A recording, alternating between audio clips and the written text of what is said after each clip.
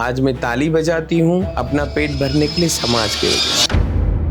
ममता कुलकर्णी जी को महामंडलेश्वर बनाया गया। किन्नर अखाड़े को किसी ने मौका ही नहीं दिया अपना पॉइंट ऑफ व्यू रखने का। संत समाज शायद उनके खिलाफ भी हुआ। ममता जी के बारे में मुझे ये अच्छा लगा, उनकी सोच में ये तो आया कि मुझे अपने सनातन के साथ चलना है। आज के सोशल मीडिया की दुनिया में आप झूठ को जरा चिल्ला के बोल दो, बार बार बोल दो तो रील और ये जो रिएक्ट करने वाले लोग होते हैं ना, ये ओरिजिनल साधु नहीं होते हैं। ये भगवा पहनते हैं, अपने आप को बड़ा साधु बनाते हैं और इनको बहुत मजा आता है कि मैं एक आज तक एनडीटीवी के डिबेट में बैठूंगा और तो सारा ज्ञान मुझे ही है। उस देश में जहाँ 1500 साल से आक्रांताओं ने सिर्फ इस धर्म को खत्म करने की कोशिश की, उसके बाद भी हम लोग खड़े हैं। परंपरा और ये सनातन हमेशा एक जिंदा रहेगा, हमेशा अपने रास्ते खुद खोलेगा और सबको उस रास्ते पे ले जाएगा।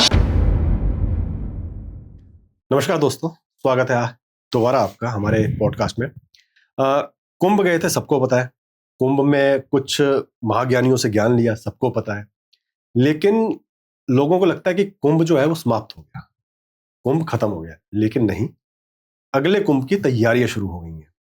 तो पिछले कुंभ की शिक्षा क्या थी, उससे क्या सीखा लोगों ने, कैसे वो अलग था उससे पहले वाले कुंभों से, और आने वाले कुंभ की क्या तैयारी चल रही है, उस पर बात करने के लिए हमने फिर से एक बार बुलाया है डॉक्टर पवित्रानंद गिरी जी को। किन्नर अखाड़े की महामंडलेश्वर हैं, ये सब जानते हैं। माँ, आपका स्वागत है। नमस्ते, ओम नमो नारायण, जय श्री महाकाल। माँ, जैसे मैं कह रहा था कि कुंभ समाप्त नहीं हुआ है, अगले कुंभ की तैयारियां शुरू हो गई हैं और कुंभ कभी समाप्त हो भी नहीं सकता शायद। तो जो इससे पहले के कुंभ थे और जो ये जो कुंभ गया, इसमें आपको सबसे पहले क्या डिफरेंस दिखा? डिफरेंस ये था कि सबसे पहले अगर मैं एक सब्जेक्ट पे बोलना चाहूंगी तो वो है हमारा यूथ। हाँ जी। 144 साल बाद आने वाला ये जो महाकुंभ था, इसमें सबसे ज्यादा अगर भीड़ थी तो हमारे देश के, भारत देश के यंगेस्ट युवा, क्योंकि हमने पहली बार, मेरा भी ये चौथा कुंभ है। हाँ जी। और मैं चाहे मैं उज्जैन हूँ या फिर हरिद्वार या फिर 19 का जो प्रयागराज का अर्ध कुंभ था, या हर साल होने वाला माघ मेला। हाँ जी। लेकिन ये जो महाकुंभ था 2025, इसमें कहीं ना कहीं ज्यादा सनातनियों के लिए सबसे बड़ी बात थी, या हम साधुवाद करते हैं, हम साधु लोग चर्चा करते हैं, या कभी ऐसा एक विषय होता है कि कुंभ में ये हुआ वो हुआ, लेकिन सबका एक ही सब्जेक्ट होता है कि इस बार हमारे भारत के सबसे ज्यादा युवा, जो यंगेस्ट पॉपुलेशन है, जनरेशन है, वो सबसे ज्यादा थे। क्योंकि कहीं ना कहीं सनातन का जो खिंचाव हमें युवाओं को घर से बाहर निकालने के लिए इतना अट्रैक्टिव था या इतना प्रभावशाली था कि हर घर का बच्चा प्रयागराज संगम तीर्थ नगरी में आया। हाँ जी। और उसने पूरे दिल से हमारे सनातन का और इस कुंभ मेले का आनंद लिया। क्योंकि कहीं ना कहीं सबके दिल में एक टाइम था 2000 इसी एक साल पहले कि हम सब राम नाम का जप कर रहे थे और सारा देश अयोध्या के नगरी में, मतलब जगह नहीं थी लोगों को चलने के लिए, उठने बैठने के लिए या रात भर सोने के लिए। मैंने खुद देखा कि लोग रास्ते पे सो रहे थे, लेकिन जो राम का जो जप था वो हर किसी के चेहरे पे एक मुस्कान थी। हर एक किसी का एक उल्लास और जोश था कि राम के नारे, जय श्री राम के नारे लगाते लगाते हमारे देश के युवा थके नहीं। वैसे इस बार हमारे जो कुंभ में अगर सबसे ज्यादा शालीनता और एक हमारे देश का हर एक बच्चा घर से बाहर आया, और यही सनातन की ताकत थी कि जो कभी नहीं आने वाले वो युवा, जो हमारे बच्चे थे, जो यंगेस्ट, जो हमारा फ्यूचर है देश का, वो इस बार हमारे कुंभ में आकर हमारे सनातन को जानकर, चाहे नागा साधु हो, चाहे हमारे 13 अखाड़े हो, चाहे उसके साथ साथ एक सबसे बड़ा प्रभावशाली हमारा जो किन्नर अखाड़ा था, 14वां अखाड़ा, उसमें भी हमने देखा है भीड़ में सबसे ज्यादा बैंगलोर, हैदराबाद, तमिलनाडु, पौंडीचेरी, यहाँ तक कि बैंकॉक, इंडोनेशिया, सारे यंगेस्ट लोग आए हुए थे, बच्चे आए हुए थे। और बड़ा अच्छा लगा कि हम कहीं ना कहीं जो हमारे रास्ते जहाँ कहीं रुके थे, वो सनातन की तरफ सबकी नजरें हैं, सबका दिल है, और सबके जो कदम है वो उस राह पे चलने लगे। ये सबसे बड़ी बात इस कुंभ में हमने देखी। और आपको तो पता ही है मौनी अमावस्या का जो बिल्कुल। इतना बड़ा हादसा हुआ है, बिल्कुल। वो नहीं होना चाहिए था, लेकिन जो लिखा है वो कहीं ना कहीं हम उसको कोई ऐसी घटना भी नहीं बोलेंगे, लेकिन मुझे लगता है कि जिसका जहाँ लिखा है उसके लिए निमित्त चाहिए। हाँ जी। चाहे वो चेंगरा चंगरी हो, चाहे वो हार्ट अटैक हो, चाहे वो कैंसर हो, कुछ ऐसी चीजों से हम एक्सीडेंट हो, ऐसे एक निमित्त के साथ ही कहीं ना कहीं हमारा जो जीवन है संपूर्ण होता है और हम एक मोक्ष के रास्ते में चलते हैं। और माँ गंगा की गोद में रहकर ये इतना बड़ा जो हमारे यहाँ हादसा हुआ, ये बहुत ही मतलब चिंताजनक था, दुख था। लेकिन इस दुख के लिए कहीं न कहीं 4 दिन के बाद फिर से हमारी जो भीड़ थी, वो बढ़ने लगी, क्योंकि जिसके मन में राम हो, जिसके मन में आस्था हो, जिसके मन में माँ गंगा का आशीर्वाद जिसके नसीब में हो, वहाँ बराबर पहुँचा। चाहे वो 15 किलोमीटर ट्रैफिक जाम करके पैदल चला हो या इतना 20-20 किलोमीटर अपनी पार्किंग में गाड़ी लगाकर, चाहे जवान, बूढ़ा, सभी लोग 15 किलोमीटर, 17 किलोमीटर पैदल चले और कहीं न कहीं माँ गंगा का आशीर्वाद उन्होंने लिया। और बहुत ही एक सुंदर जो हमारा विश्व था वो पूरा भक्तिमय था, पूरा देश, शायद हम देश तो था ही, लेकिन हम 7 समुंदर पार के भी देश इतने भक्तिमय थे। और कहीं न कहीं यही हमारी सनातन की एक सबसे बड़ी जीत है। और हमारा देश जितना एक भक्तिवान है, जितना गुरु में, शिष्य में, क्योंकि ये परंपरा तो हमेशा हमारे देश में है और बिल्कुल। हमारे सनातन में ये परंपरा है कि गुरु, शिष्य और भगवान का आशीर्वाद। बिल्कुल। भगवान तो हमने किसी ने देखे नहीं है, बिल्कुल। लेकिन जो आस्था हमारे मन में है वो सबसे बड़ी है कि हम उस जगह तक पहुंचे।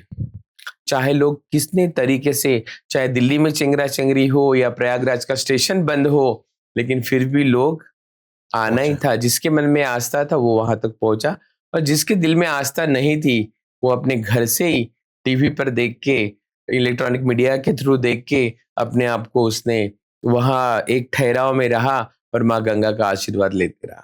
बिल्कुल। और महाराज जी, जो आपने एक दुर्घटना का जिक्र भी किया ना, लोगों ने इसको डिफेम भी बहुत किया। कुछ मैं अधर्मी लोग ही कहता हूँ, चाहे जी वो जी किसी भी पार्टी के हों, मुझे उससे कोई फर्क नहीं पड़ता। जो हमारे धर्म के खिलाफ बोले उसको डिफेम करे, मेरे लिए वो धर्मी लोग बराबर। हैं। उन लोगों ने उसको काफी डिफेम करने की कोशिश करी, इस उसी एक पॉइंट को उठाकर। और कई बार तो ये भी कह दिया गया कि इतने लोग आए नहीं, गवर्नमेंट ने जो झूठा आंकड़ा दे दिया। लेकिन मैं खुद गया हूं वहां पे और मैंने देखा कितने लोग, मैं तो बात कर रहा हूँ 16, 17, 18, 19 जनवरी की, जब लोग सबसे कम थे। सबसे कम थे। एक आंकड़े के अनुसार के 14 तारीख के का जो पहला स्नान था, उसके बाद सबसे कम लोग 15 से 20 तारीख के बीच में थे। लेकिन उसमें भी इतनी भीड़ थी कि मतलब आपको आसानी से कहीं जाना पहुंचना आपके लिए आसान था नहीं। इसमें कहीं ना कहीं मेरे खुद के मन में एक प्रश्न था कि जितना ऐड किया है, देखो हमारी सरकार ने बहुत मेहनत की। बिल्कुल। चाहे हमारा प्रशासन हो, चाहे उस शहर के हर एक बच्चा, हर एक बुजुर्ग, एक छोटा सा छोटा काम करने वाला, चाय के टपरी वाला भी, सबने मेहनत किया। सब्जी बेचने वाले ने भी मेहनत किया, बिल्कुल। क्योंकि कहीं ना कहीं जो भावना थी वो भावना को सबने बाहर लाया और सबका स्वागत किया। बोलने वालों ने तो, जैसे ममता जी ने बोला कि ये तो मृत्यु कुंभ था, हाँ। किन्होंने सपा ने कुछ और बोल दिया, अखिलेश जी बिल्कुल। ने कुछ और बोल दिया। बिल्कुल। जो इनके कार्यकाल में इतना बड़ा कुंभ नहीं हुआ, उसके बाद भी दुर्घटनाएं हुई। उसके बाद में भी दुर्घटना हुई। देखिए, बिल्कुल। जब नेहरू जी पंतप्रधान जी थे हमारे देश के, हाँ जी। तब जब कुंभ में नेहरू जी आए थे, उनको देखने के लिए जो भीड़ थी उसमें कितने लोग दबके चले बैठ गए। गए, बिल्कुल। चेंगरा चेंगरी हुई। लोगों का जो उत्साह था कि नेहरू जी को करीब से देखने का वो मन था, लेकिन उनके साथ भी इतना बड़ा हादसा हुआ। तो क्या हम हर चीज को एक दूसरे को ब्लेम नहीं कर सकते ना? बिल्कुल। जो तुमने नहीं किया वो हमने किया। बिल्कुल। आज की जो हमारी मौजूदा सरकार है, वो सरकार ने इतनी मेहनत की, कड़ी से कड़ी प्रशासन के साथ, इतनी पुलिस, अपना घर-द्वार छोड़ के प्रशासन के लोग थे। कितना एक मतलब हमको देख के दर्द होता है, तकलीफ होती है कि 24 घंटे बेचारे एक ही चौराहे पे खड़े हैं, बिल्कुल। 24 घंटे अपने घर वालों से दूर है, ना खाने का टाइम है, ना सोने का टाइम है। तो ये तो सबसे बड़ी मेहनत और आशीर्वाद है। बिल्कुल। और जब हमेशा हम बोलते हैं ना कि जो अच्छा काम करता है उसके पीछे बुराई कहीं ना कहीं लगी होती है, बिल्कुल। और वो बुराई जितनी ज्यादा होती है वो काम उतना अच्छा होता है। बिल्कुल। और अच्छाई वहां पे हमने ऐसे देखी कि कुछ महंत लोगों के वहां पे पंडाल सबके लगे जी। हुए थे, और वहां पे कथाएं जो थी वो 8 या 10 दिन की थी हर किसी की, और उसके बस लिए बड़े बड़े पंडाल लगाए। लेकिन वो पंडाल उन लोगों ने उतारे नहीं, वो हर रोज का किराया दे रहे थे कि इन पंडालों के में आकर लोग सोएं, सोए। इन पंडालों में आकर लोग खाना खाएं।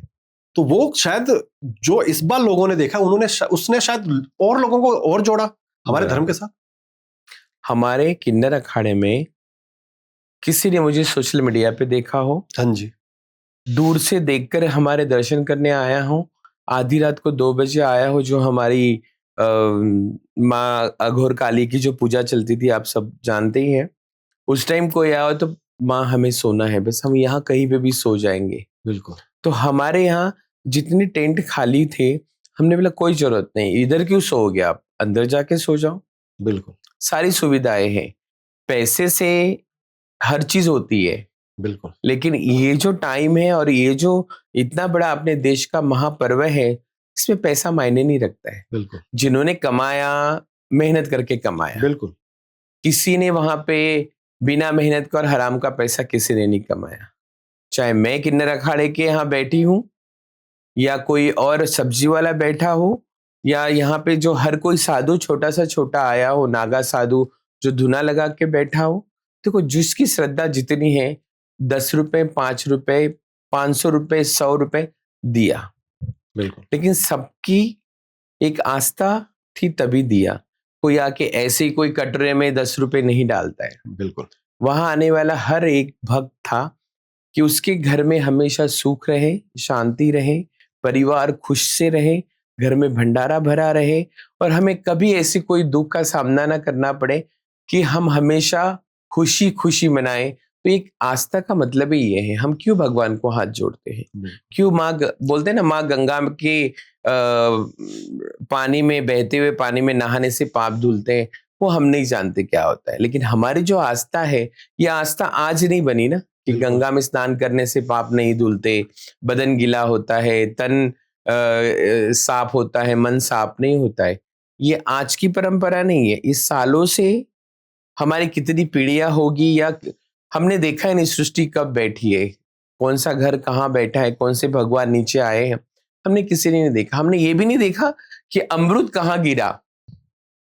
लेकिन जो हमारे पुराण हैं, जो हमारे बुजुर्ग हैं, जिनके मुख से हम ये सारी चीजें सुनते हैं या पढ़ते हैं, तो कहीं ना कुछ तो होगा, बिल्कुल। तभी तो आस्था है। बिल्कुल। अगर कुछ नहीं होता तो शायद मुझे नहीं लगता कोई आस्था है। अब अलग धर्मों को देख लो, आज सनातन में जितनी गुरु चला परंपरा है, शिष्य परंपरा है, किसी धर्म में नहीं है। क्रिश्चियन में नहीं है, इस्लाम में नहीं है, बौद्ध धर्म में नहीं है, ऐसे कितने धर्म हैं, उसमें जो चला गया वो चला गया, उसके बाद कोई उनके जगह पे नहीं बना। लेकिन सबसे स्ट्रांग, सबसे भारी अगर हमारे भारत देश में जो है वो सनातन है। आज सनातन में देखो हमारे गुरुजन कितने बुजुर्ग हैं, लेकिन उनके शिष्यों के शिष्य कितने हैं। आज अगर हम नागा साधुओं की परंपरा देखते हैं, या हमारे किन्नर समाज की परंपरा देखते हैं, कि इतनी प्यारी परंपरा है कि अगर गुरु मरने तक, बूढ़ा होने तक हम सारे शिष्य हमारे गुरुओं की सेवा करते हैं, क्योंकि परंपरा है। और ये परंपरा अपने आप नहीं आती है। हमारे जब सृष्टि की रचना हुई तो कहीं ना कहीं ये सब भगवानों की देन है, और जब भगवान है इसलिए हम हाथ जोड़ते हैं। हर किसी के सामने हम हाथ नहीं जोड़ते ना। हमारे देश की परंपरा है कि हम सुबह उठे, कोई हमें मिलता है अनजान तो हम राम राम करते ही है, या हमारे मदर फादर को हम नमस्कार करते ही है। तो हमारे रिश्तेदार जब घर आते हैं तो हमारा सबसे पहला होता है राम राम। आज राम वहां बैठे हैं और हम यहाँ बैठ के एक दूसरे को राम राम कर रहे हैं, तो राम तो हमारे साक्षात सामने ही है। तो ये परंपरा ये कभी मिटने वाली नहीं है। बाकी धर्मों को छोड़ो, एक साइड रखो, लेकिन जो हमारा सनातन है ये कभी मिटने वाला ही नहीं। और ये परंपरा और ये सनातन हमेशा एक जिंदा रहेगा, हमेशा अपने रास्ते खुद खोलेगा और सबको उस रास्ते पे ले जाएगा। इससे और क्या चाहिए। बिल्कुल। और आज हम ये जो आप कह रहे हैं ना कि गुरु शिष्य की जो परंपरा है, यही परंपरा है शायद जिसने सनातन को जिंदा रखा है, यस, उस देश में जहां 1500 साल से आक्रांताओं ने सिर्फ इस धर्म को खत्म करने की कोशिश की, उसके बाद भी हम लोग खड़े हैं, और ऐसे खड़े हैं कि शायद कोई हिला भी नहीं सकता। आज मैं किसी धर्म को बुरा नहीं बोलती हूँ कभी, सब अपने ही है, क्योंकि धर्म अपने इंसानों ने बनाए हैं। हम जिस धरती पर आए हैं, किसी भी धर्म के हो सकते हैं, किसी की धर्म से लेना देना है ही नहीं। आज एक सिंपल है कि सम्मान है सभी धर्मों का। एक औरंगजेब को लेके कितना कयास चल रहा है कि होना चाहिए उनकी कब्र को, ये कुछ मतलब नहीं है, कुछ फायदा नहीं है। बिल्कुल, कितने साल हो गए, पता नहीं उनके शरीर के हड्डियां भी बची है कि नहीं बची, तो हम उनकी कब्र में जो किया उन्होंने भरा।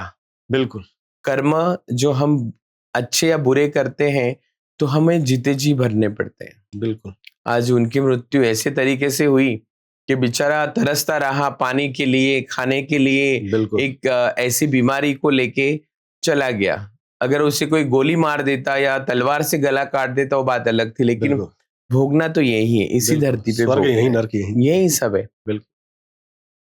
यम राज्य आते हैं वापस चले जाते हैं, उनको भी पता है, लेकिन एक हमारी जो आस्था है ये सारी चीजों पर, ये आस्था हमेशा कायम रहेगी, तभी तो हम सनातनी है। बिल्कुल, भले हिंदू हमारे लिए गाली थी, बिल्कुल, है ना, ये अधर्मियों ने हमें जो गाली दी थी, हिंदू या ब्लडी इंडियंस ब्रिटिश करके गए थे, कहीं ना कहीं हम सनातनी जिंदा तो है। बिल्कुल, आज हमारे वाद विवाद है या पॉलिटिकल पार्टी है, ये सारी चीजें करती है, वो अपने फायदे के लिए करती है। बिल्कुल, लेकिन मुझे नहीं लगता एक अधर्मी, एक मुस्लिम या एक क्रिश्चियन या कोई अलग धर्म वाला हम एक साथ बैठेंगे तो हमारे झगड़े होंगे, कभी नहीं होंगे, कभी नहीं होंगे, क्योंकि ये जो आचरण है ये चलता रहेगा। बिल्कुल, हम झगड़ते रहेंगे, हम फिर से हाथ मिलाते रहेंगे, ये परंपरा, इनकी भी एक परंपरा हो गई है। लेकिन जो सनातन की परंपरा है, उस सनातन की परंपरा के आगे कोई धर्म नहीं है। बिल्कुल। अब एक माँ आपसे ना एक टॉपिक पे बात करना चाहूंगा। जी जरूर जरूर। वो टॉपिक काफी हाइप पे रहा, लेकिन मेरे ख्याल से किन्नर अखाड़े को किसी ने मौका ही नहीं दिया अपना पॉइंट ऑफ व्यू रखने का। बराबर। और वो पॉइंट है ममता कुलकर्णी जी। ममता कुलकर्णी जी को महामंडलेश्वर बनाया गया, 2-3 दिन तक तो वो चीज काफी अच्छी चली, और लोग अप्रिशिएट भी कर ही रहे थे। फिर कोई एक उन्होंने टीवी पे इंटरव्यू दिया जिसमें उन्होंने कुछ ऐसी बातें कर दी जिससे संत समाज शायद उनके खिलाफ भी हुआ और लोग भी उनके खिलाफ हुए, और उन्होंने टारगेट पे लिया किन्नर अखाड़े को। एक इंडिविजुअल को ना लेके, एक इंडिविजुअल क्या बात कर रहा है, किन्नर अखाड़े को एक टारगेट पे लिया। बराबर। तो सबसे पहले तो किन्नर अखाड़े का मैं पॉइंट ऑफ व्यू जानना चाहूंगा उस टॉपिक पे। देखो, हम सालों से समाज से दूर रहे, बिल्कुल, जिन्होंने हमें पैदा किया हम उनसे दूर रहे, बिल्कुल, और आज जिस समाज से हमें एक प्यार चाहिए, एक आदर चाहिए, एक सम्मान चाहिए, हम उसी के लिए जी रहे हैं कि आज मैं दुखी हूं तो समाज की वजह से, आज मैं रास्ते पे हूं समाज की वजह से, आज मैं ताली बजाती हूं अपना पेट भरने के लिए समाज की वजह से। आज मेरे माँ बाप ने, हमारे जैसे कहीं माँ बाप है, मेरे माँ बाप जैसे कई माँ बाप है जिन्होंने आज अपने बच्चों को डिसोन किया, घर से बाहर निकाला, इसका भी जिम्मेदार समाज है। और एक तरीके से मैं और एक मानती हूँ कि समाज जिम्मेदार कैसे हो सकता है, क्योंकि अवेयरनेस ही नहीं। बिल्कुल, अगर मेरे समाज को पता होता कि किन्नर क्या होते हैं, उपदेवता में आते हैं, कैसे भी एक मर्द अपने बॉडी को एक औरत जैसे बनाता है, लिपस्टिक लगाता है, साड़ी पहनता है और घूमता है, तो कहीं ना कहीं जो ये मिथ है, ये झूठे गलत फहमियां जो थी, ये कहीं ना कहीं दिमाग में बैठी, उसी तरह से समाज चलता रहा। क्योंकि हमारा समाज जो है, जिस तरीके से उसको जिस लाइन से ले जाओ, जैसे नदियां बहती है वैसे समाज के विचार बहते हैं। बिल्कुल। और आज उसी समाज की वजह से हम उपेक्षित समाज में आ गए, हम गांव के बाहर रहने लगे, घर छोड़ के जाने लगे। लेकिन जो ममता कुलकर्णी, जो येमाही नंदगिरी हमारी जो ममता कुलकर्णी जी, जिनका नाम वो हमने महामंडलेश्वर में दिया है, हाँ जी, मैंने लाखों मर्डर किए हैं, लाखों चोरियां किए।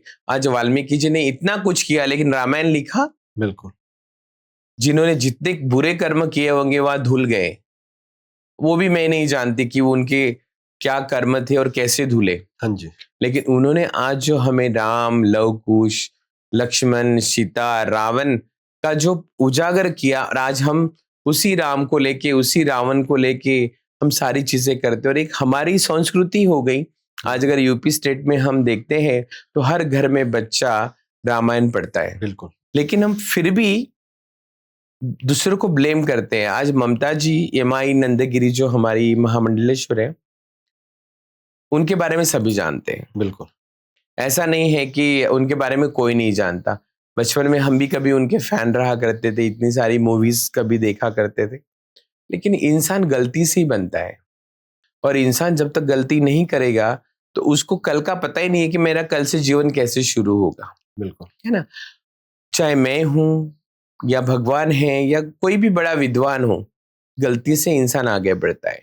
उन्होंने जो भी किया, हमारे सरकार ने, कोर्ट ने उनको क्लीन चिट दिया। बिल्कुल। मैं चाहती हूँ अगर मैंने 10 पाप किए और कल के लिए मुझे लगता है कि नहीं, मैंने बहुत कुछ गलत कर लिया, अब मुझे अपने रास्ते चुनने चाहिए कि जहां मुझे मन को शांति मिले। प्रायश्चित करना चाहिए। प्रायश्चित करना चाहिए। बिल्कुल।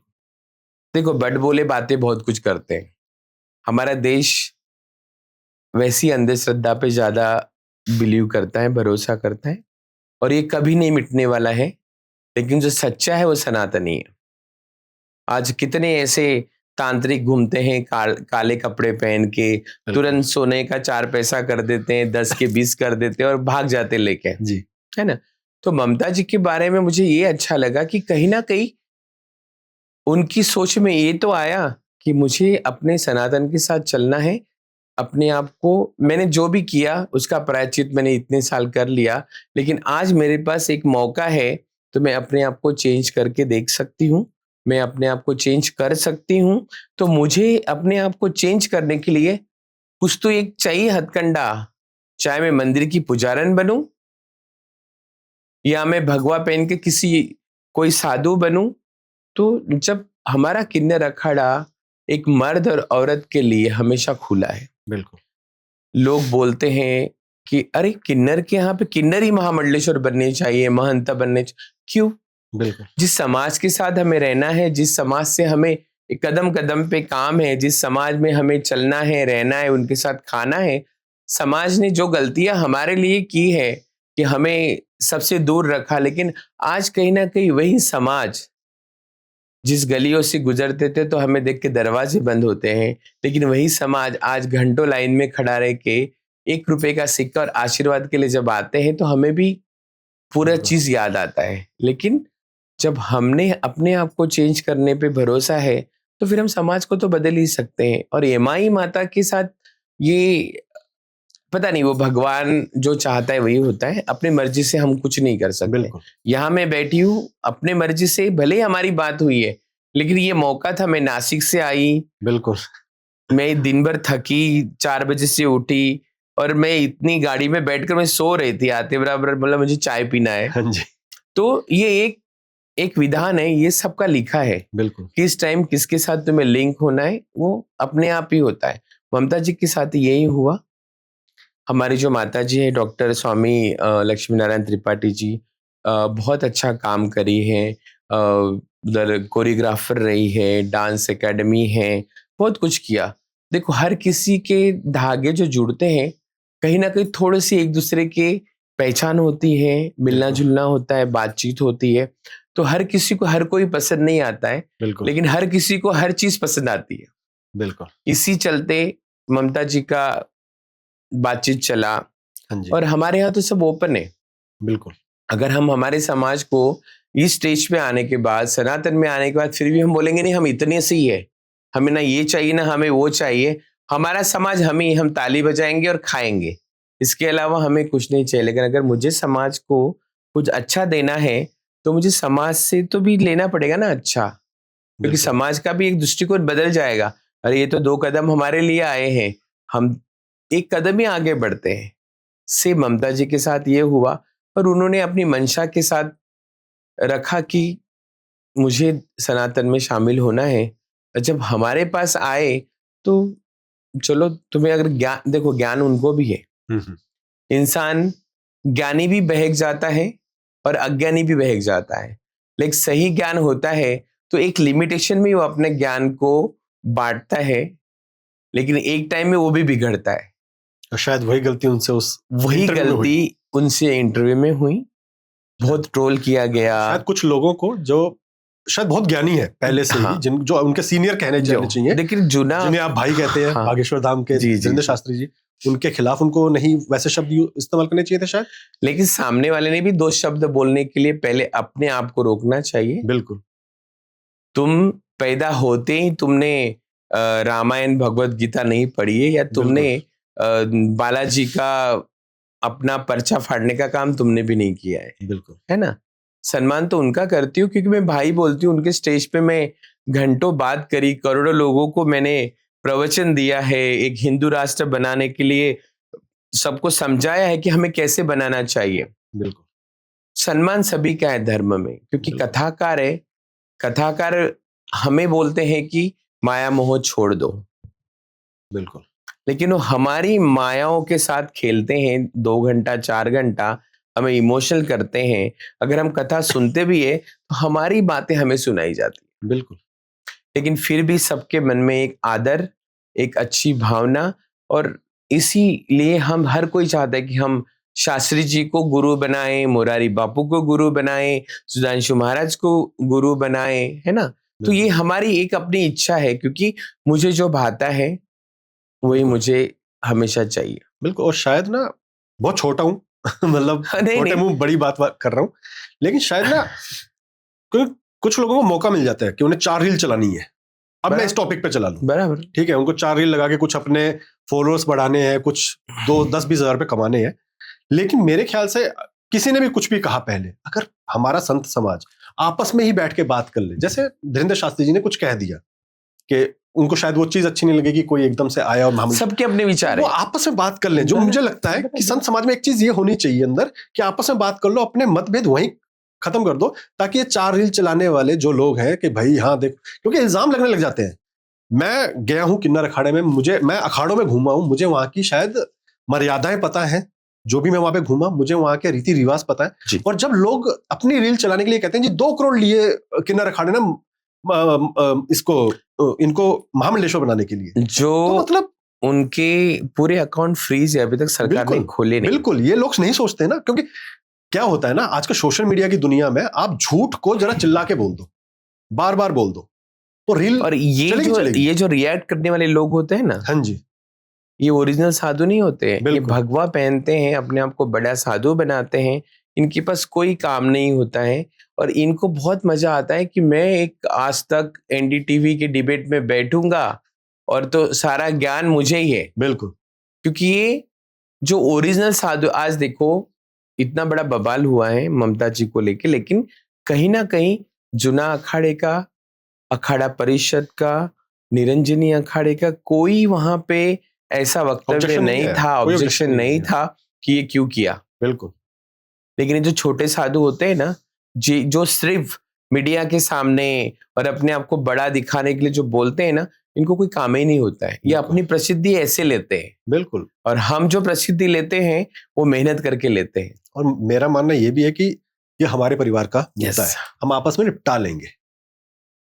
यही तो हमारे समाज की प्रॉब्लम है। बिल्कुल, धीरेंद्र शास्त्री जी हमारा परिवार है, ममता कुलकर्णी जी भी हमारा, यमही माता वो भी हमारा परिवार है। महाराष्ट्रीयन ब्राह्मण है। बिल्कुल, हमें हर चीज का अधिकार है। हम इस देश में, फ्रीडम वाले देश में है कि वहां हमारा हर अधिकार है। अगर मैंने किसी का आज मैं अगर परशुराम हूं और मैंने मेरी माता का वध कर दिया और कल मुझे पश्चाताप है, लेकिन मुझे अगर कल इस रास्ते न जाते हुए अगर मुझे इस रास्ते जाना है तो मैं क्यों ना जाऊं। बिल्कुल, हमारा किन्नर अखाड़ा सबके लिए खुला है, हर कोई आएगा, बिल्कुल बनेगा। बिल्कुल, सिर्फ अपने आप में रखने के लिए, या हम ही किन्नर है और हम ही ये सब करेंगे, इसके लिए हमने हमारा अखाड़ा नहीं बनाया। बिल्कुल, क्योंकि आने वाली जनरेशन, आने वाला हमारा जो कल होगा वो सबसे बड़ा होगा, हमारा परिवार बढ़ेगा।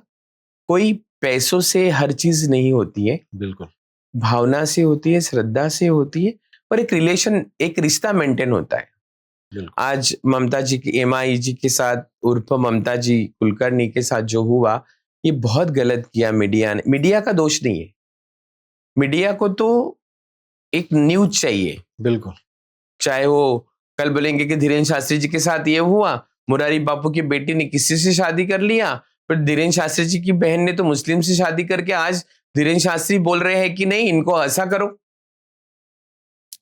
तो ये हमारी घर की बातें हैं, और घर की बातें बाजार में उछाली नहीं जाती है। लेकिन हमारा देश है, और देश में 100 प्रकार के लोग हैं, सबकी अपनी सोच है। मैं भी नहीं चाहती कि मेरे किन्नर अखाड़े में अगर कुछ होता है तो मैं बाहर जाके बोलूं, नहीं। बिल्कुल। जिसको जो बोलना है बोले, जिसको जो करना है करे, हमें कोई फर्क नहीं पड़ता। हमने सही किया। एक इंसान अगर गलत रास्ते पे था और उस इंसान की मंशा है कि मैंने जो किया उसकी माफी मुझे चाहिए, भगवान कहीं ना कि मुझे माफ करेगा। और अगर आज मैं एक सनातन को अपनाती हूँ, एक अच्छा रास्ता अपनाती हूँ, तो शायद मुझे नहीं लगता कि उन्होंने गलत किया या हमने गलत किया। बिल्कुल। हमने तो सही किया। बिल्कुल। हम इंसान हैं, गलती से हम इंसान बने हैं, और हम जिंदगी भर बार बार गलती करते ही रहेंगे।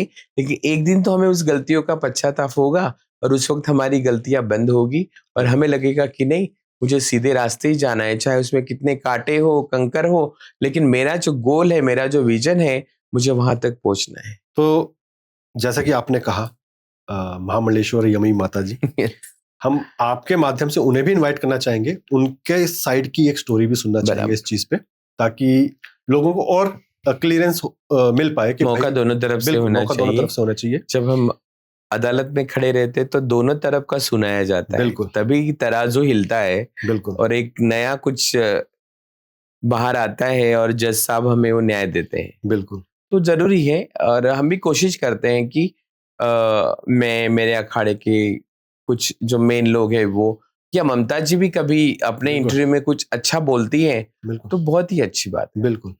और अब माता जी, अगले कुंभ की तैयारियां शुरू हो चुकी हैं। अरे बाप रे, अभी मैं नासिक से आई हूँ, और कल ही हमने आगाज किया है कि 2027 का जो कुंभ है उसका आगाज करके आई। और क्योंकि नासिक बहुत छोटा है, हाँ जी, क्योंकि नासिक से 25 किलोमीटर त्र्यंबकेश्वर है। ओके। सबसे पहले तो वाद विवाद वहां चल रहा है कि नासिक बड़ा कि त्र्यंबकेश्वर बड़ा। अच्छा। नासिक बसने के पहले तो शायद त्र्यंबक राज वहां पर थे। हाँ जी। क्योंकि नासिक की कहानी तो सभी जानते हैं। राम जी थे, रावण जी थे, वहां से ही उनका हरण हुआ था। हाँ जी। वहां पे राम जी भी रहे, सीता जी भी रहे। तो ये कहीं ना कहीं त्रेता युग की कहानियां भी वहां पर है। साक्षात गोरा राम है, काला राम है। तो ऐसे बहुत सारे भगवान की, अन्नपूर्णा माता है पंचवटी में, और बहुत सारे ऐसे भगवान के स्वरूप वहां पे साक्षात है। हाँ जी। क्योंकि जहां पे राम जी ने इतना दिन अपना वनवास वहां पे कुटिया में किया, आज भले ही नया भारत है, नया जग है, और ये जो युग है कली युग, इसमें बहुत कुछ बदलाव दिखेगा। लेकिन जब रामायण के राम जब वनवास जा रहे थे तो उन्होंने नासिक में भी अपनी कुटिया बनाई, वहां सीता जी को लेके रहे, और वहीं से रावण की दंडाकरण्य जो जंगल है वो उधर ही है, क्योंकि वहां रावण का भी राज था। हाँ जी। तो वहीं से सारी ये लंका की कहानी शुरू हुई। और अब सोच ये है कि भगवान शिव पहले थे कि राम पहले थे। वहां की नगर पालिका, वहां का जो लोगों की सोच है वो है कि नहीं, कुंभ की जगह नासिक होनी चाहिए। ओके। कुछ अखाड़े त्र्यंबक राज में रहते हैं, कुछ अखाड़े वहां रहते हैं, क्योंकि गोदावरी वहीं से आती है, त्र्यंबक से, हाँ जी, है ना। तो त्र्यंबक राज जो है वो पहले सारे बड़े संतों का था। हाँ जी। जहाँ बड़े बड़े योगी ऋषि मुनि का उधर वो था।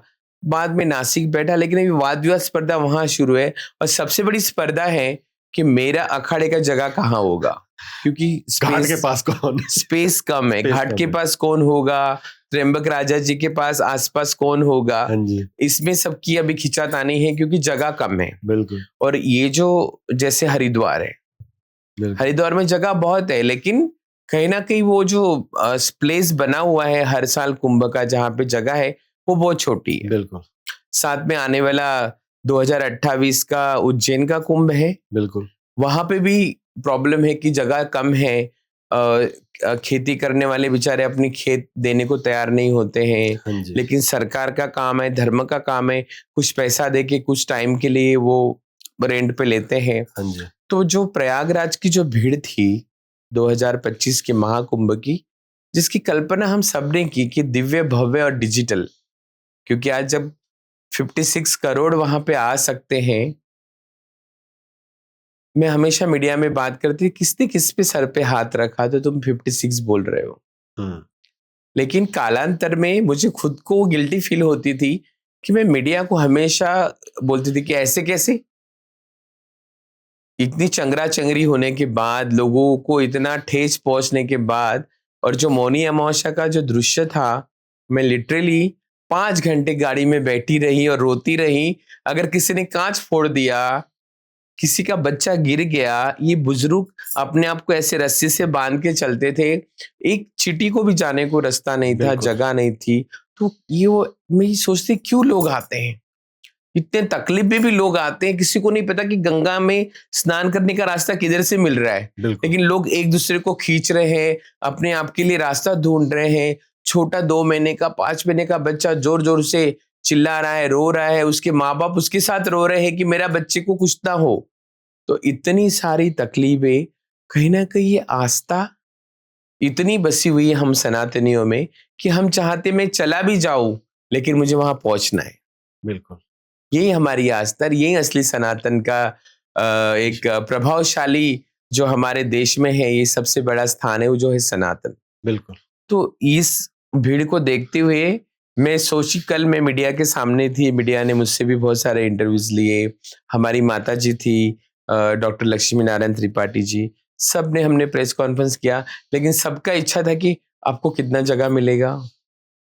और हमारा प्रश्न था कि बॉम्बे पास में है, गुजरात पास में है, बॉर्डर है, इधर महाराष्ट्र है, आंध्र प्रदेश बॉर्डर पे है, एमपी बॉर्डर पे है, और इतनी लोगों की जो भीड़ होगी, लोग कैसे आना जाना करेंगे, बिल्कुल। कहाँ सरकार रखेगी।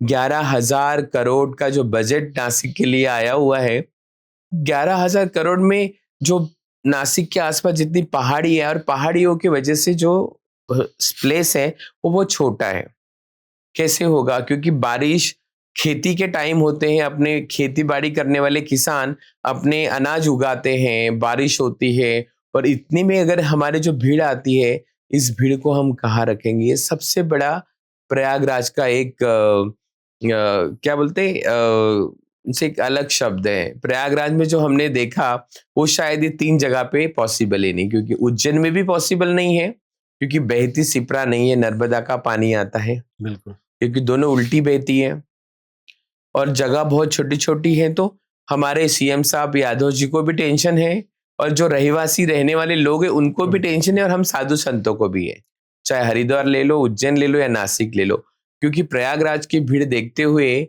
हम सब एक ही अनुमान में है कि कुंभ कैसे होगा। बिल्कुल। और आप जब ये बात कर रहे हैं ना कि जगह के लिए मारामारी है अखाड़ों के बीच में, तो मैं लोगों को भी एक चीज क्लियर करता हूँ, ये कोई अपना वर्चस्व दिखाने वाली लड़ाई नहीं है। एक ना बच्चा छिपा हुआ है हर अखाड़े में। वो बच्चा बस क्या है कि मैं कितने लोगों की सेवा मैं करूं। करूं। क्योंकि वहां अखाड़ों में ना कोई बड़े बड़े अखाड़े लगा के ये नहीं दिखा रहा था कि देखो मेरा इतना अच्छा अखाड़ा है।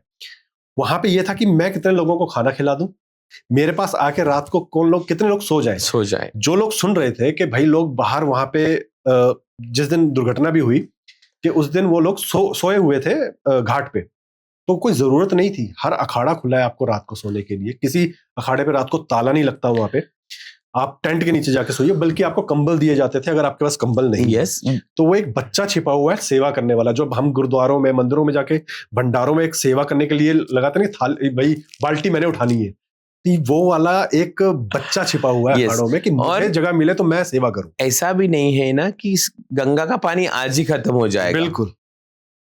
पूरा दिन 12 घंटे हमारे पास उस तिथि के होते हैं, हम हर किनारे पे नहा सकते हैं। बिल्कुल। जब तुम उनकी कनकन की धरती पे, उनकी रेत पे तुम अगर गोद में बैठ के घूम रहे हो तो तुम्हारा स्नान हो गया। बिल्कुल। जल में डुबकी मारने से स्नान हो गया ऐसा नहीं है, लेकिन हमारी, वही तो मैं बोली ना कि हमारे जो सनातन की आस्था है ये सर्वोपरि है। बिल्कुल। इसको कोई कम नहीं कर सकता। और जो आस्था की आप बात कर रहे हैं ना, जब इंसान आस्था के साथ जाता है, मैं अपना एक एक्सपीरियंस बताता हूँ। आपको पता है मैं 16 तारीख से 19 तारीख तक वहां पे था, तब तो खैर इतनी भीड़ नहीं थी। हम यस। गाड़ियों में अंदर घूम रहे थे। हम त्रिवेणी घाट तक गाड़ियों में गए हैं नहाने के लिए। लेकिन जब मैं बाद में, मेरी इच्छा थी कि मैं अपने बच्चों को भी लेके जाऊं, तो मैं बच्चों को लेके गया। 8 फरवरी को गया था मैं, तब बहुत भीड़ थी।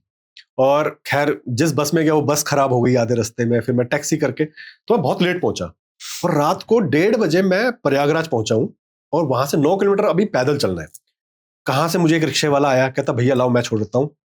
हम बैठ गए, उसने ज्यादा पैसे नहीं लिए और छोड़ दिया। बराबर। वहां से 4 किलोमीटर दूर शिविर था जहां पे मैंने रुकना था रात को। अब वहां से कि अब 2 बच्चों को मैं कैसे, बैग भी है, 2 बच्चों को उठा के कैसे चलेंगे, और बच्चे चल तो सकते नहीं, छोटे छोटे बच्चे, एक 7 साल का, एक 2 साल का। कहां से 2 बाइक वाले आए कि भैया हम छोड़ देते हैं, कहां जाना है। और जो मैं सुन रहा था कि बाइक वाले 2-2 हजार रुपए वहां पे कमा रहे हैं, उन्होंने कहा भैया 200 रुपए लेंगे। और मुझे ऐसा था कि कहां से भगवान भेज रहे हैं इन लोगों को। तो मैं आस्था के साथ गया था कि मुझे मेरे बच्चों को डुबकी लगवानी है। बराबर। तो जब आप आस्था के साथ जाते हो ना, तो भगवान खुद रास्ते दिखाता है। शायद भगवान खुद उतर आते हैं, मुझे नहीं पता। वो रिक्शे वाला भगवान था, वो दोनों नारायण थे जो बाइक पे मुझे छोड़ के गए। और आप मानेंगे नहीं, जब सुबह शिविर में पहुंचा, उस दिन भी भीड़ थी, अच्छी खासी भीड़ थी। आपको पता ही है 12 तारीख वाला वो आ रहा था। तब भी वहां के जो महंत थे, उन्होंने अपना बॉडीगार्ड साथ भेज दिया कि जाओ आप स्नान करवा के लाओ बच्चों को। मतलब मेरे लिए सब बहुत अच्छा रहा। आस्था के साथ गया तो भगवान ने मुझे आस्था के साथ एक्सेप्ट भी किया। तो जो लोग दुख तो ढूंढने गए थे, उन्हें दुख ही मिला। जिसका मन, जिसका दिमाग, अगर हम उसी तरफ अगर हम रखते हैं जहां बिल्कुल। हमें जाना है, तो उसकी उसकी जिंदगी हमेशा, उसका जीवन सफल है। बिल्कुल। और आप भी मानेंगे ये बात, जब हम प्रयागराज से बाहर आते हैं, वो एनवायरनमेंट अलग होता है। और जब आप प्रयागराज एंटर करते हैं, आपको लगता ही नहीं कि ये बाहर इतना कुछ चल रहा होगा दुनिया जब में। लास्ट डे हम निकले, हाँ जी। तो सब हम रो रहे थे, क्योंकि जो अटैचमेंट उस रेत पे और माँ गंगा की गोद में जो था, चाहे ठंड हो, ठंडे पानी से नहाना हो, इतनी खांसी, डस्ट, इतना बुखार, लेकिन फिर भी हमने हमारी ड्यूटियां निभाई, क्योंकि यहाँ पे आने वाला हर व्यक्ति, हर भक्त एक अपनी प्रॉब्लम्स को लेके, एक अपनी आस्था को लेके, और कहीं ना कहीं हमारे शरीर में जो वेदनाएं हैं, वो एक भगवान के सामने रखने के लिए ये माँ गंगा में स्नान करके कहीं ना कहीं उसे लगता है कि मैं इसको छोड़ के आ जाऊं बिल्कुल। और मैं खुश रहूं। तो हम जिस दिन निकले वहां से 26 को, शिवरात्रि को, तो कहीं ना कहीं हम सब इमोशनल, हम रो रहे थे, आंखों में पानी था। और जितनी भी गाड़ियां पुलिस लोग रोकते थे, और लोग वीडियो कॉल में बोलते थे कि वीडियो कॉल करना, अगर किसी पुलिस ने गाड़ी रोकी, तो कहीं ना कहीं वो पुलिस वाले बोलते, सब लोग चले गए माता जी, पवित्रा जी, आप लोग कब जा रहे, हम कब तक वीडियो कॉलिंग पे बात करेंगे और आपकी गाड़ियां छोड़ेंगे। तो कहीं ना कहीं वो एक अटैचमेंट था, कोई लोग परेशान थे।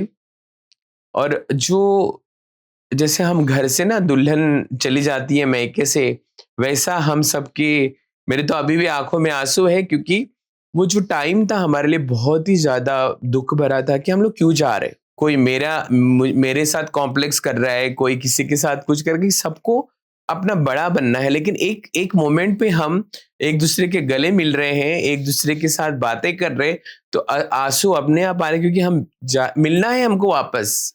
बिल्कुल। लेकिन वो जो पल है, वो जो बिताए हुए 1 महीने का दिन है, 45 दिन का दिन है, चाहे हम कैसे भी हो, बिल्कुल। लेकिन सब एक है। हर एक एक दूसरे को देखने का नजरिया अलग होता है, एक दूसरे के दुख अलग होते हैं, एक दूसरे की सोच अलग होती है। और जब वो सब मिलके और सब अलग हो जाते हैं और एक साथ आते हैं, तो कहीं ना कहीं जो अटैचमेंट है एक दूसरे का, वो लास्ट मोमेंट में, हाँ हमने तो यही किया। बिल्कुल। लेकिन वो जो भावनाएं हैं, वो इतनी प्रेरित करती है एक दूसरे को कि हम सब अपने हैं, और हम अपनों को छोड़ के जा रहे हैं, हम माँ गंगा को छोड़ के जा रहे हैं। हमने जो इतना बड़ा महल खड़ा किया था, अखाड़ा शिविर खड़ा किया था, एकदम से ओसान पड़ा हुआ है, किसी का देविया उठ गई, हमारी अघोर काली थी, कामाख्या माँ थी। तो ये कहीं ना कहीं थोड़ा सा जो अटैचमेंट होता है ना, चाहे हमें खाना परोसने वाला, हमारे यहाँ भंडारी खाना बनाने वाला, चाहे हमारे यहाँ बाउंसर काम करने वाले, या रोज हमारे यहाँ साफ सफाई वाले जो लोग थे, एक अटैचमेंट था कि हम लोग जा रहे। अच्छा माता जी आप जा रहे, हाँ जाना तो पड़ेगा ना, आना ही है वापस।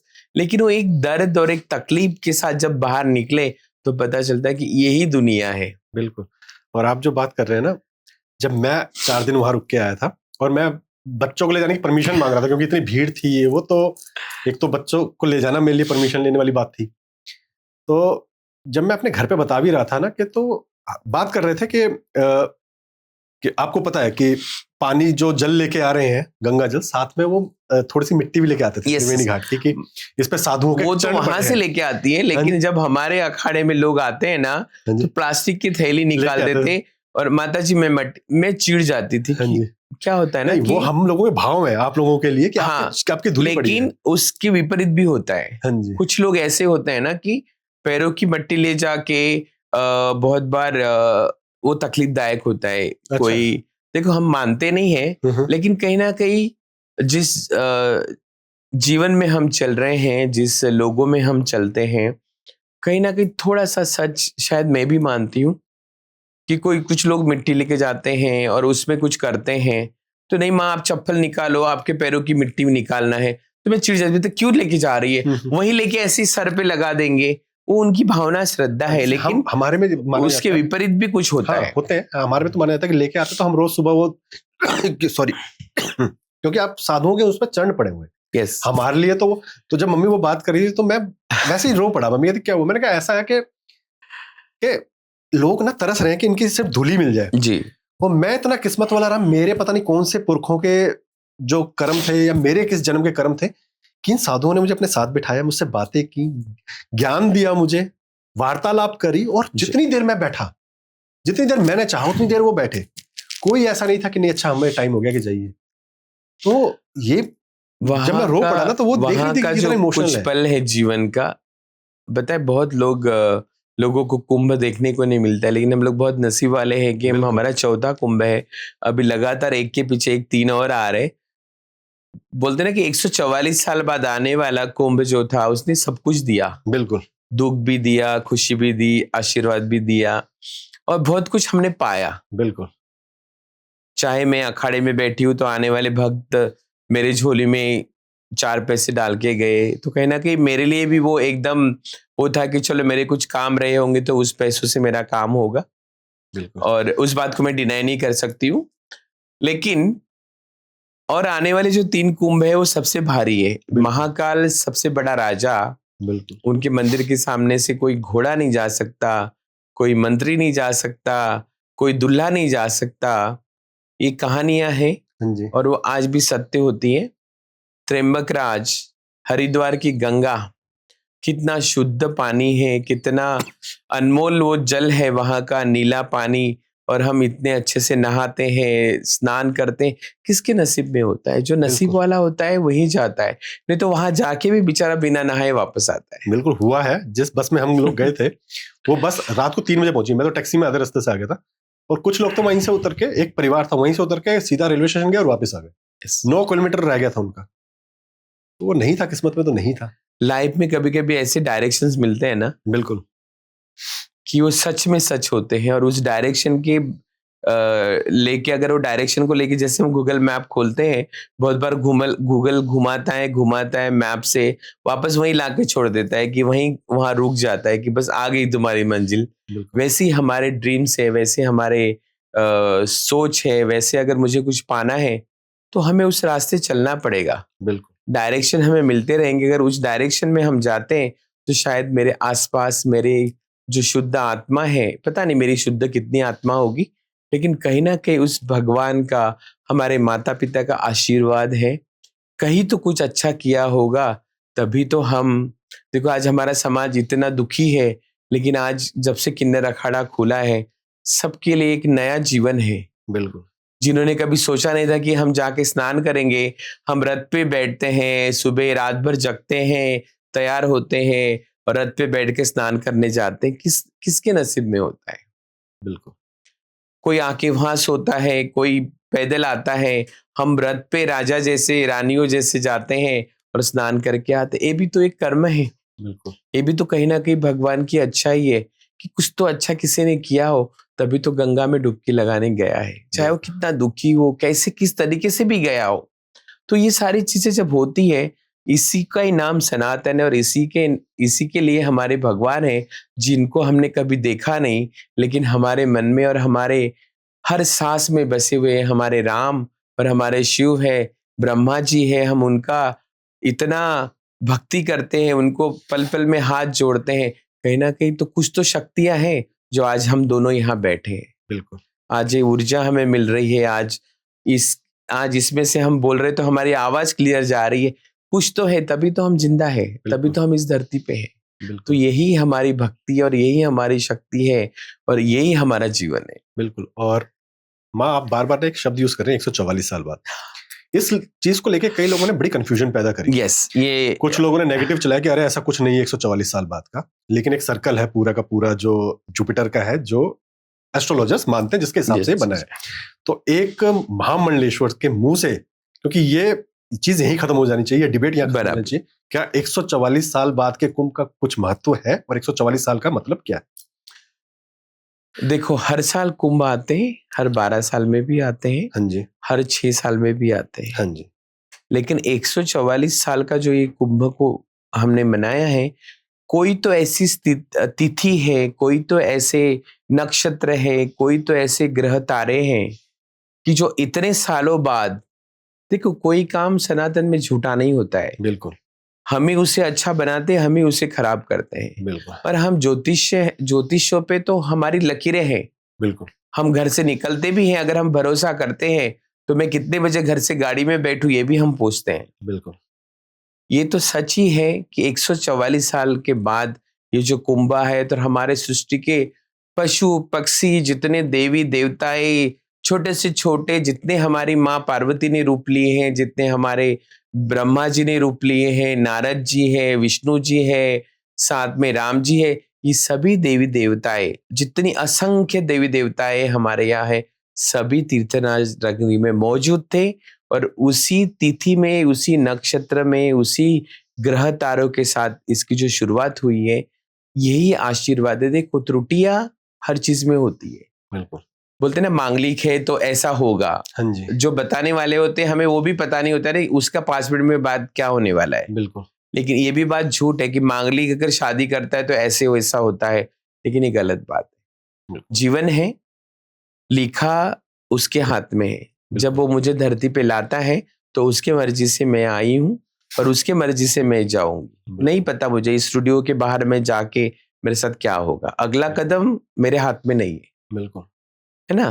तो जो 144 साल का जो कुंभ है, ये दुनिया कुछ भी बोले, लेकिन सभी देवी देवताओं के आशीर्वाद के साथ, माँ गंगा, सरस्वती, हमारी यमुना, कहीं ना कहीं साक्षात देवियां है, वो तो बहती है। आज अगर हम गंगा के बारे में सोचते हैं, देखो यहाँ तो सब नहा रहे।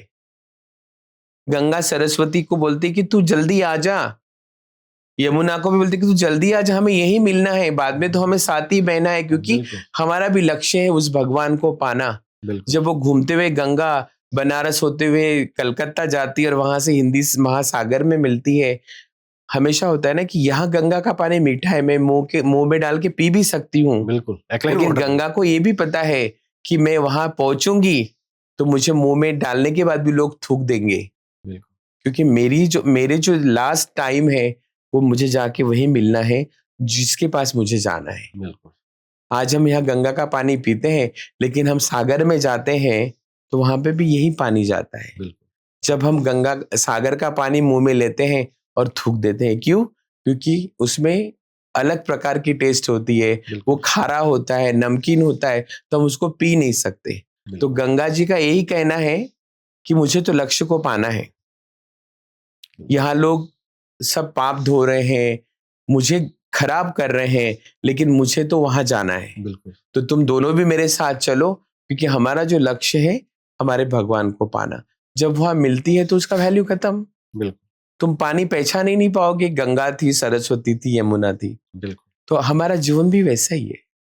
आज हम इतनी अच्छी बातें, यहाँ गेट से बाहर निकल के क्या होगा? कुछ नहीं, क्योंकि माँ गंगा को तो अपना लक्ष्य पूरा करना है, अपना गोल है कि वहीं जाके उनसे भगवान मिलेंगे, तो वहीं पहुंचती है। भले ही लोग उसको मुंह में लेके थूक देंगे, लेकिन उसका जो इतने तपस्या से वो बहती है, पहाड़ों से, कहाँ कहाँ से इतना गंदा पानी लोग छोड़ते हैं, कितने लोगों को मोक्ष प्रदान करती है, लेकिन फिर भी वो खुद एक भगवान होने के बाद, देवी होने के बाद, फिर भी उसको अभी भी आशा है कि मेरा तो वही सब कुछ होगा जिसको मुझे पाना है, पहले मैं वहां पहुंचूंगी, उसके बाद मैंने नहीं देखा मेरा क्या होगा। बिल्कुल। तो इन्हीं शब्दों के साथ माँ, धन्यवाद, वापस आप हमारे पास आए। लोगों के कुछ सवाल थे, उनको आपने जितना हो सके उतना पता नहीं मैं कितना आपके सवालों का जवाब दे पाई, लेकिन मुझे जो जो मैं पढ़ के नहीं आती हूँ, हाँ जी, और मैं कोई बहुत बड़ी ऐसी विद्वान नहीं हूँ, आज मैं बहुत ऐसा काम करती हूँ, मुझे तो ये एनर्जी आती है, और जब हम एनर्जी दूसरों को देते हैं तो कहीं ना कहीं उसको भी लगता है कि हाँ मुझे ये मिला है। ये हम एक दूसरे से बात करके, हमारी सोच को एक जगह पे रख के हम सब पाते हैं। आशीर्वाद तो है हमारे राजाओं का, बिल्कुल, वो तो हमेशा रहेगा। बिल्कुल। और मुझे बहुत अच्छा लगा कि मैं वापस आपके स्टूडियो में आई। एक स्टूडियो आपका प्रयागराज में था, जो मेरे खुद के अखाड़े में था, शिविर में था, बिल्कुल। और आज मैं स्पेशली एक आपके स्टूडियो में आई, बहुत अच्छा लगा।